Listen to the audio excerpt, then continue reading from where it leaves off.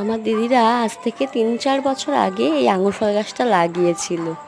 গাছে এই প্রথমবার এত আঙুর ফল হয়েছে বলার মতো না। তোমরা দেখতেই পাচ্ছ কত থোকা থোকা আঙুর ফল হয়েছে। আঙুর ফলগুলো খেতে একটু মিষ্টি একটু টক, বৃষ্টি নেই বলে আঙুর ফলগুলো বেশি বাড়তে পারছে না। লোকেরা যাতে নজর না দেয় তার জন্য ঝাঁটা ঝুলিয়ে রেখেছে দিদিরা। হাসিও পায়, এখনকার দিনেও এরকম আছে। গাছে কত আঙুর ফল হয়েছে, দেখতেও বেশ সুন্দর লাগছে। থোকা থোকা আঙুর ফল বেশ ঝুলছে, ভালো লাগছে দেখতে। আমি দিদিকে বলেছিলাম একটা ভিডিও করে পাঠাতে, তাই আমার দিদি পাঠিয়েছে। রানাঘাটে আমার দিদির বাড়ি। কি দারুণ লাগছে দেখতে, তাই না বন্ধুরা? যদি ভালো লাগে তো একটা লাইক করে দিও। আমার তো